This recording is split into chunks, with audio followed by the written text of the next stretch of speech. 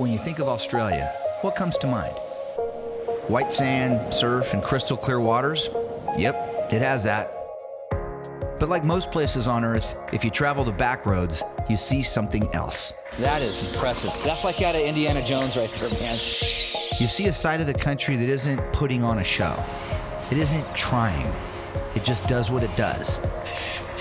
This part of Australia doesn't see many international tourists, and because of that, a journey here means you'll have a travel experience that's about as honest as it gets. And I've never seen anything like this that's just off the side of the road randomly. When you travel, the world becomes a smaller place. When you explore with friends that share a love of photography, destinations come to life. We tell the stories of travel with our cameras, capturing some of the most beautiful locations on Earth. But every adventure reveals more than what's in the frame. The people, the food, and unexpected turns of the journey bring the full experience of travel into focus.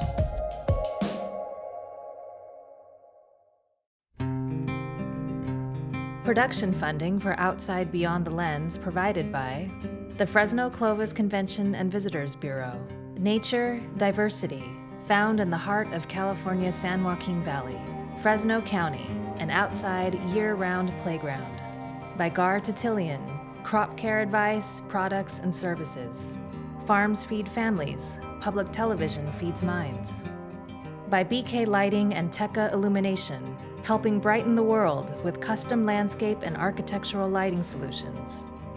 By Integrated Agribusiness Professionals, members building healthy families and communities to feed your heart and soul. And by Valley Air Conditioning and Repair, family-owned for 50 years, proud to support Outside Beyond the Lens and the wonders of travel. And by viewers like you.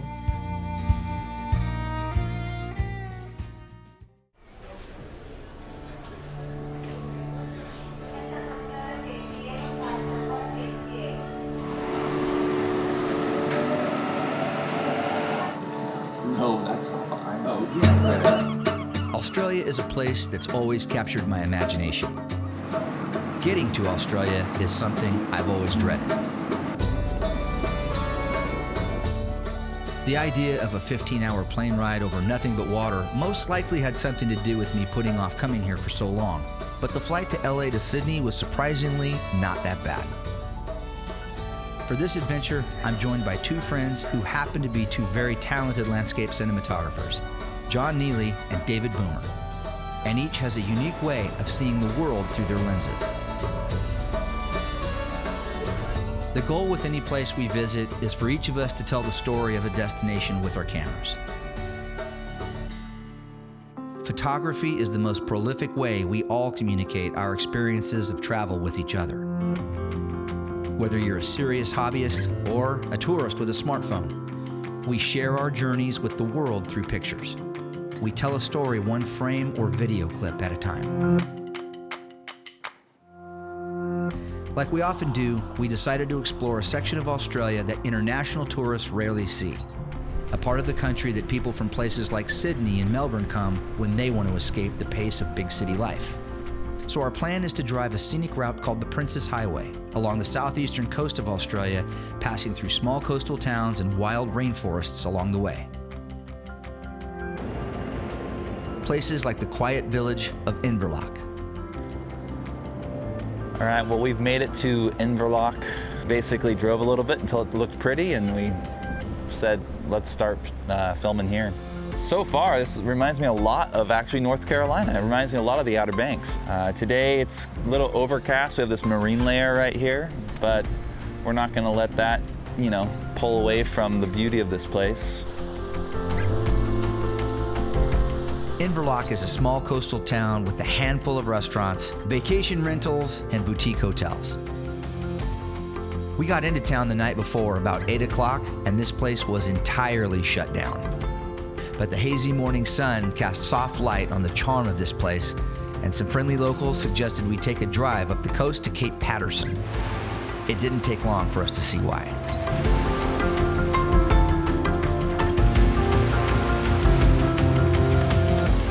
We pulled over right now along the this 13-kilometer drive everybody talks about out to Cape Patterson. Yeah, I mean, right now there's a little bit of a squall line coming in, but we're elevated, it's beautiful, the water's super turquoise, so I think I'm gonna put the drone up right now, try to show off a little bit of what this section of the coastline looks like. We're going to take a quick little flight and see if this will work. Can the drone take any kind of water? Yeah, it can take a little bit. I don't typically like to get my stuff wet, especially electronics that are airborne. I try to stay away from wet, airborne electronics. Fire it up.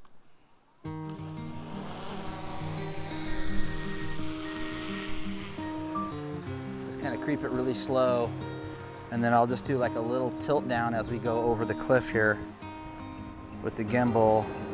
The thing I love about drone is that, you know, it gives us an opportunity to just show that big master wide shot of a place where you really get the sense of the entirety of the landscape, and then you complement that with really great detail shots of, you know, from your big cameras, and then you got a nice story to tell.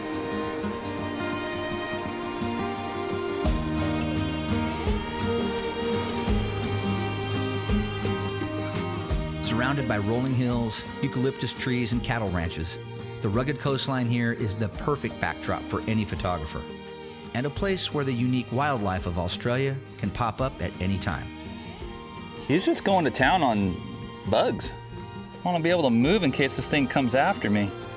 After originally thinking this was some kind of porcupine that, at any moment, would rear back on its hind legs, do an ab crunch, and shoot giant quills into Jon's kneecaps, a passerby informed us that this in fact was a special little creature called an echidna. The echidna is closely related to the platypus of all things and uses its elongated nose and sticky tongue to eat ants and other bugs from underground. Oh my God, he is just going to town on ants. He's just covered in them. Oh, that's rad. He's chowing down on ants. Okay, he's coming towards me now.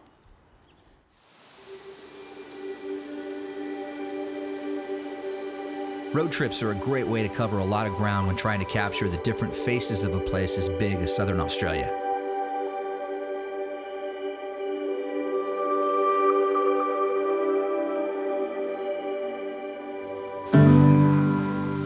The road less traveled takes you through the landscapes that are free of the kinds of commercialism that's directed at high volumes of tourists and gives you this simple, clean, authentic setting that provide the perfect frame. After driving about 2 hours east of Inverloch, we hit our next stop along the coast, a national park that is about as down under as you can get in Australia, a place called Wilson's Promontory on a peninsula that is the southernmost tip of Australia's mainland. So we're from Melbourne. You're from Melbourne. Now, do you guys come here often? Yes. We have very small. And what do you love about this place? Oh, the natural beauty. Little The sea, the rocks. bit of it. Every Meeting grain you of guys. sand, every rock, every tree. It's just Quite special. It's magnificent. completely special here. Completely The special. brown snakes. That's the only thing we don't like about down here. And we just saw a wallaby with its little baby in a Yeah, pouch. little and it came Joey, and hopping up to us. It was beautiful. That's And the quite wallabies, the special. wildlife down here. And the fact that there's nothing else down here. You can only camp here.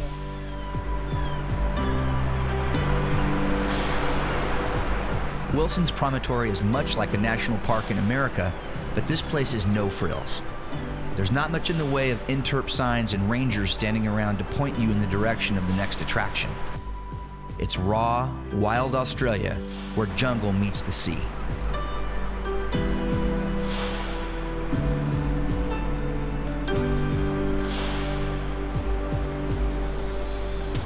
With the day getting short and a long drive still ahead of us, it's time to get back on the Princess Highway to head north. This part of the drive leads inland, away from the coast, and into a rural agricultural belt with sprawling ranch land on either side of the road. What are we trying to do here? Well, we're going to try it with the sun setting. We got this crazy light. This is a cemetery road. We're going to turn in here and just try to get some sunset shots. It's really pretty right now. Make a U-turn if possible. Okay. Yeah. Any trains coming? No. Not this way. Okay. I wonder if we just pull over right here and shoot. Huh? Is there any private property sign? Well, we're on a road. We're okay. Let's just get out and do this.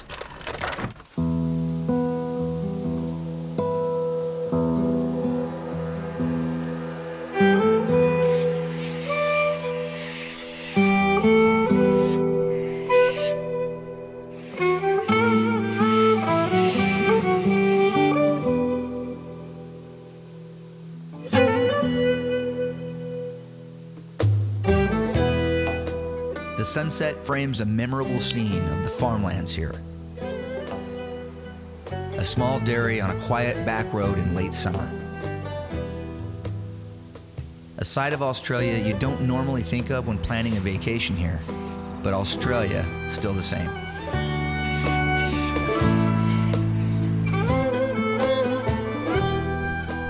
Another thing you might miss if you don't explore the back roads is a chance to meet a guy like this. A sweatsuit-wearing outback dairyman on a mission to wrangle some stray cows. We just stopped to shoot some video of the sunset, and then this Australian rancher guy starts yelling at us. He wants me to jump over the fence and scare these 3 cows. I'm trying. He's yelling at me now. Yeah, he's really not happy with me right now. I don't want to let him down. Yeah. Oh, there we go. That looks... Okay, let's get that. I don't know exactly. No, you're not gonna fit through that. Dimensionally impossible. There was a day when that could have happened. Could have, but yeah, that day is come and gone right now. He's quick with some colorful language as part of his request, and does it with a weird smile on his face, like somehow he already knows us. What's your name? Yours? Jeff, Aiello. Get over. But the tight span on that barbed wire fence, and concern for this part of the country being well known for its brown snake population, not to mention this guy's obvious early start to happy hour, leads us to a decision we'll chalk up as a good one as our friend stumbles into the middle distance and we say goodbye. Our desires to want to go chat with that guy, it's probably best that we move on. He's been drinking, and he actually had a cut on his face. I don't know if you guys saw that or not, but he went down. He took a header in his pasture, so he's out there right now herding his cattle, waiting for us. He's probably doesn't get many visitors, but it's getting dark. We still have an hour to go, so it just shows to show you, man, you never know what's going to happen out here, but we had a fun time with him.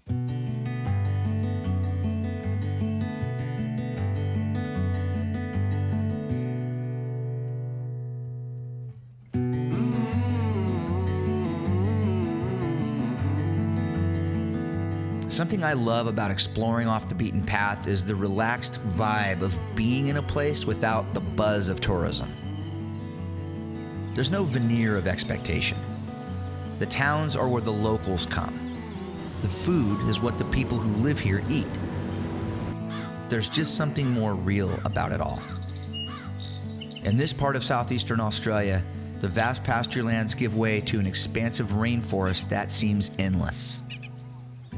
It's hard to travel even a few miles without stopping to get out and point the cameras at something new. Hold on. That is a beast. The ant's here, he's Look at actually taking a defensive posture. He's like, I see you, I'm He's not taking his eyes off. Nope, his head's on a swivel.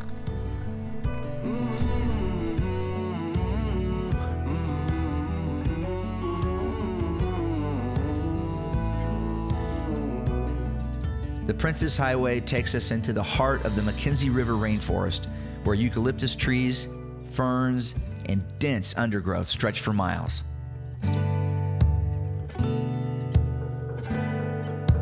It's here that a small roadside sign urges us to pull over and explore something we missed on our trip planning. The Mackenzie River Rainforest Walk is only a 1-kilometer loop hike, but it gives access to the impenetrable jungle here in a way that only a well-established trail can. There's webs along through every single... Well, they're just little webs. Yeah, They're good. Just walk with your camera out in front of you, and that'll help knock them down as we go. just in my face, yeah. This forest is so dense and filled with stuff that will kill you if you can't see where you're walking that it's really tough to get a sense of the scale and beauty of these old-growth rainforests unless you're immersed in them.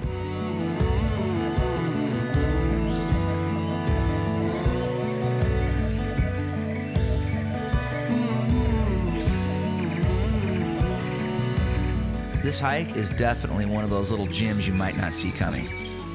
It's a reminder that taking a break from the drive to stretch the legs might just lead to one of the best memories of a trip.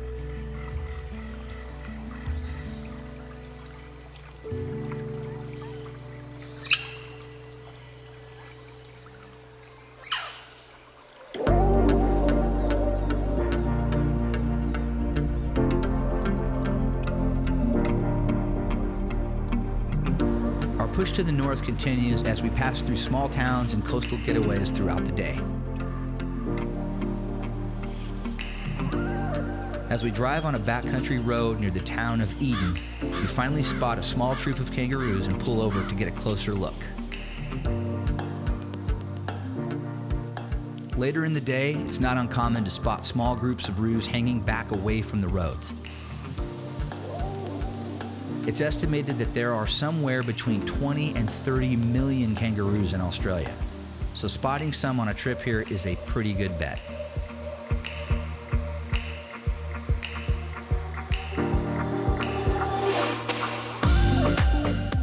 Our drive emerges back out of the forest and into the seaside town of Tathra, a small fishing village known for its famously delicious oysters farmed in the clear waters of the bay.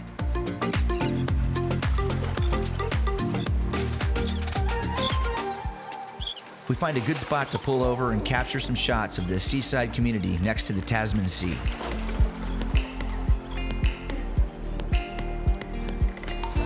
Our cameras sparked the curiosity of a passing local who, like most of the folks we met in Australia, stops by for a friendly little chat.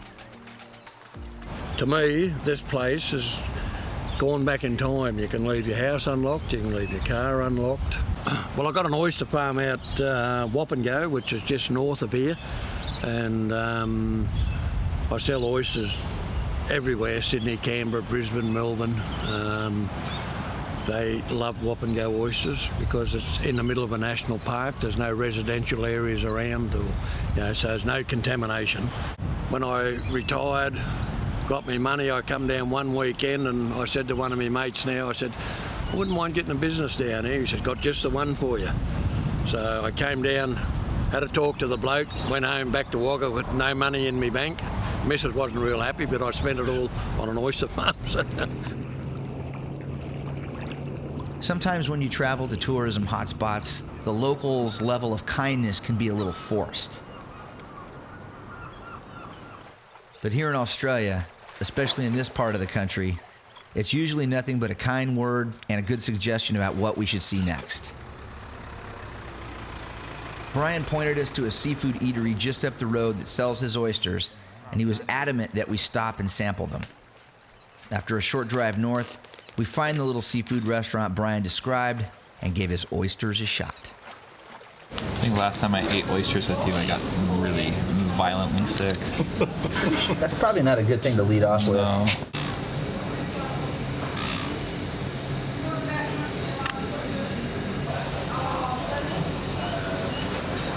No, they're good. I've never done it without red sauce, though. Ooh, you get a lot more taste. Ooh. All right, I'm going in.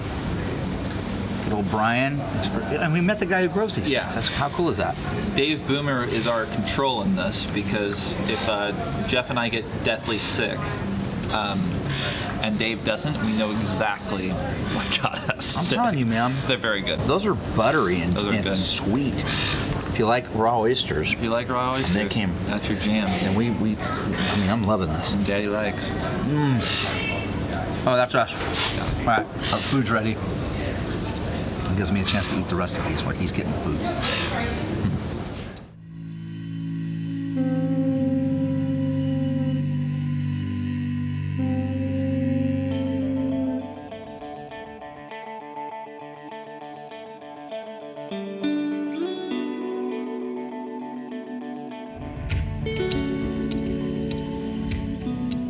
Shooting in low light has always been something I love. A really fast lens that can practically see in the dark matched with the new low-light capabilities of today's cameras, mean you can clearly capture images in that time after the sun sets, when colors are muted and soft, just before the darkness takes full control and the creatures of the night come out.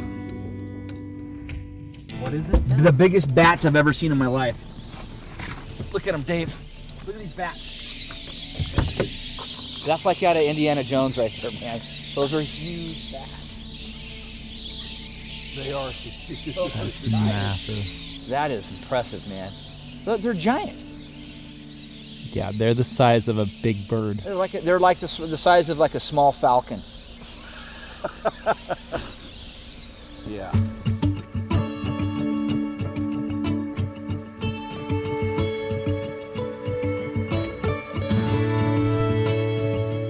Of all the towns one can discover on this drive, the last coastal village we stayed in was by far our favorite. A picture-perfect place in the Australian state of New South Wales called Narooma.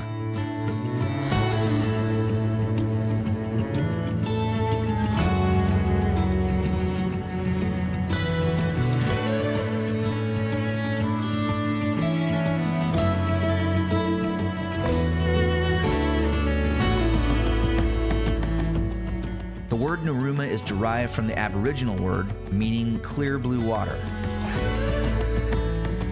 After a good look from above, I'd say they nailed the name. And this waterway here, why it's so clear and pristine, there's no river flows into it, it's actually a bay. So it flushes every day with the salt water, and everyone can't work out why this is so clean. There's actually no muddy rivers flowing into it. If you go to all the other bays along here, they're all muddy because of the bay. And the oysters that grow up here are the best oysters in Australia because they're flushed with fresh, clean water.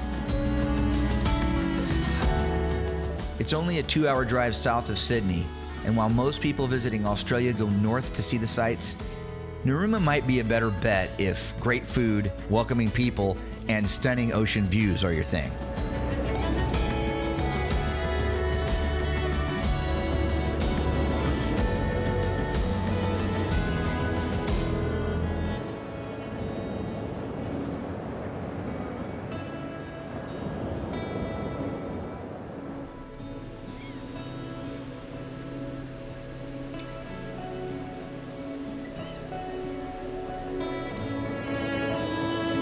The relaxing sounds of waves rolling in from the Tasman Sea, the almost unbelievably clear waters of the bay, and the abundant wildlife combine for a destination that paints an unforgettable frame beyond the lens.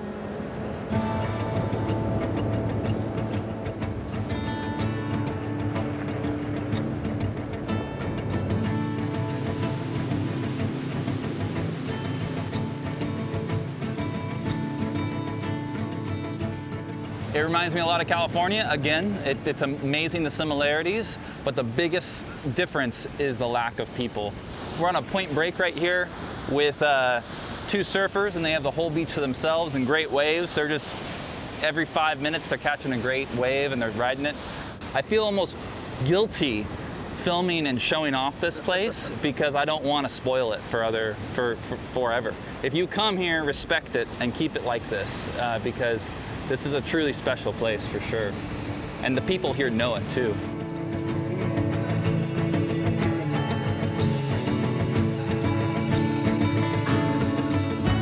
The full experience of travel, especially to a place far away like Australia, can be hard. But what you bring back home is always worth it. You forget the long hours in the plane, driving back roads during thunderstorms, repacking the rental car for the 12th time, and scarfing down food on the go.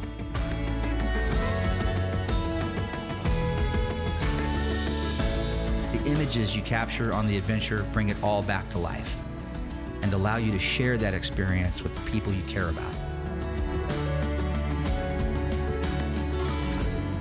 It's why we do what we do. To inspire people to venture out, to see the world, and visit places that just might leave the right kind of mark on your soul. Places like southeastern Australia.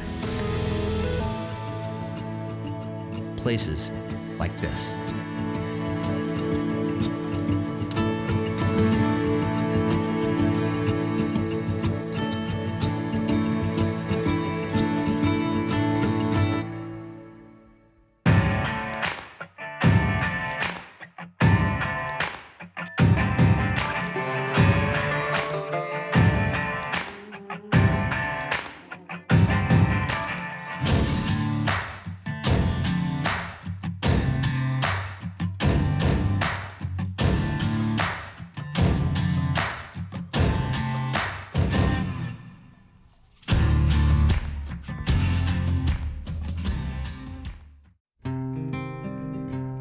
Production funding for Outside Beyond the Lens provided by the Fresno Clovis Convention and Visitors Bureau.